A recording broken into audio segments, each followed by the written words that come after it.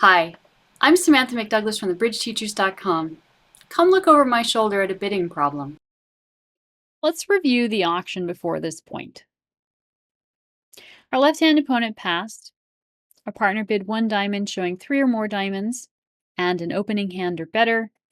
Our right-hand opponent passed. We bid 1 spade showing 4 or more spades and 6 or more points. Our left-hand opponent passed and our partner bid 2 clubs. 2 clubs should be 4 or more clubs and 12 to 17 points. I would expect partner shape at this point in the auction to be at least 5 diamonds and at least 4 clubs. The two suits could be equal, it could be 5-5, or the diamonds could be longer than 5, but the minimum shape should be 5 diamonds and 4 clubs. Partner still has at least an opening hand. They haven't shown anything stronger than that, but they may have up to 17 points because 3 clubs here would be 18 to 21. So 2 clubs is everything up to what 3 clubs would show, which is 12 to 17. Now our right-hand opponent passes, and it is our turn to bid. What would you bid? I would bid 2 hearts. I know you don't have 4 hearts. Bidding hearts here normally would show hearts. So here's the problem. You need to make a forcing bid because you don't know what the right contract is. If partner has 15, 16, or 17 points, we actually belong in slam. If partner has 12 to 14, we don't. We need to find out how many points partner has. But we can't do that by making a bid that partner will pass. So we have to make a forcing bid. And at this point, our only forcing bid is 2 hearts. New suits by responder are forcing, and this is the last new suit. Now, there is a convention here that is useful, which is 4-suit forcing. And it is designed exactly for this situation where we need to make a forcing bid, but we don't necessarily want to promise the suit. So if you play the convention, great. And I hope you play it forcing to game. If you don't play the convention, you can still kind of back into the bid because you know you have to make a forcing bid and find out what partner is going to say. And your only forcing bid is 2 hearts. It's very important not to just bid 3 no trump here, and there are a couple of reasons for that. Do you know what they are? I'm looking for 2. What 2 reasons would we not bid 3 no trump for?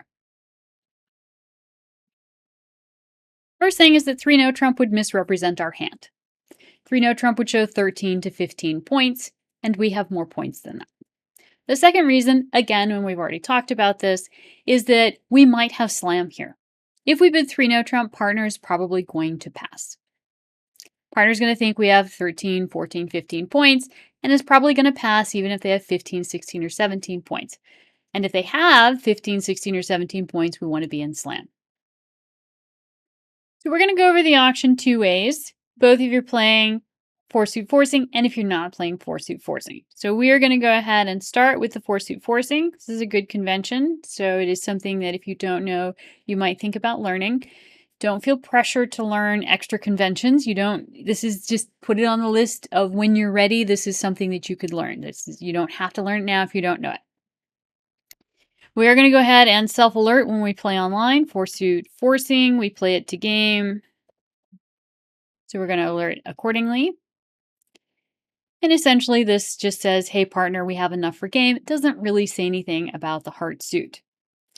Now, when our left-hand opponent passes, it is now our partner's turn to bid, and our partner is going to bid 3 spades.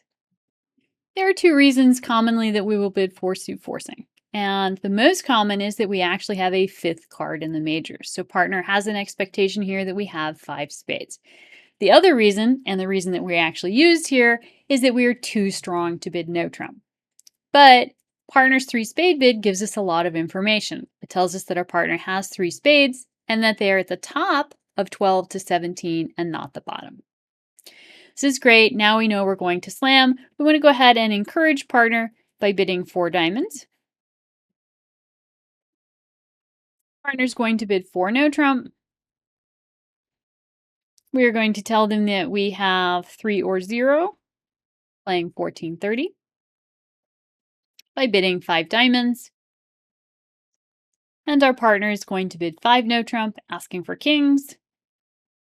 And we are going to tell them that we don't have any kings by bidding 6 diamonds. So this partnership plays specific. So this would just be, I don't have any kings. And now partner is going to bid 7 diamonds. Pass, pass, pass. And we're going to look at the hand in a minute, and you'll see that 7 diamonds is actually a really good contract. We're going to go back and bid it without 4-suit forcing. So here, where we don't favor 4-suit forcing, we're just lying. And I strongly encourage you not to lie, but sometimes you have to.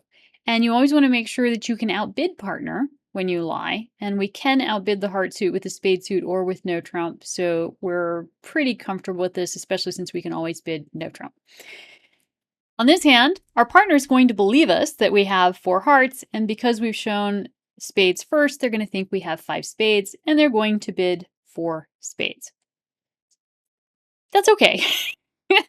It's not ideal, but it's okay. So now we're going to ask for aces, and we're online, so we are going to go ahead and self-alert. Going to ask for aces. Partner's answer to 4 no trump in key card is going to be 5 hearts, which is 2 key cards missing the queen. So partner is going to be assuming that we're talking about spades because we have agreed upon spades. So we're going to look at this and go, okay, we have all of the aces.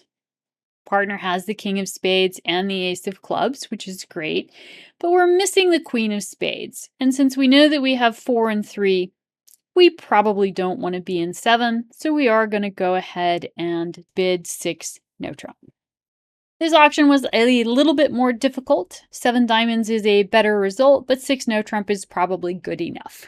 So let's look at this hand. You can see when you look at this hand that 7 diamonds is making very easily because we can get rid of the spade loser on the ace of hearts. We actually are making 7 no trump. I wouldn't want to bid it. We have 12 tricks and the finesse in spades is not working, but the clubs are 3-3. So it does end up making 7 no trump, but I probably, missing the queen of spades, would not bid 7. We have a little bit more leeway in diamonds because we can use trump to help get rid of that loser. Whereas in no trump, we just have to generate winners, and missing the queen of spades, we're probably not going to be able to generate 13 winners. When you bid 7, you want to be very certain. When you bid 6, you want to have about a 50% chance to make it. So I think you're going to find that you're going to get a good score with either result, either 6 no trump or 7 diamonds. Obviously, 7 diamonds is a superior contract with a superior score. And that's one of the reasons why I would play 4-suit forcing. It's a little bit easier to get there with 4-suit forcing. It's a little bit harder to get there not playing 4-suit forcing. But the key thing that I want you to walk away from here is when it's your turn on that second round of bidding, don't just give up and bid 3 no trump. Your hand is too strong to bid 3 no trump. Partner is showing 12 to 17 points with their 2 club bid.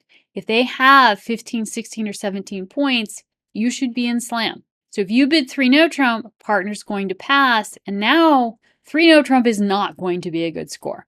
You will find that 6 no trump is probably a very good score. 3 no trump is not going to be a good score. So really important, you have to make a forcing bid, try and get more information from partner's hand. Find out if they're at the bottom or the top of that 12 to 17. And if they're at the top, go for slam. Thank you. I hope you enjoyed that video. Be sure to like and subscribe. It really helps.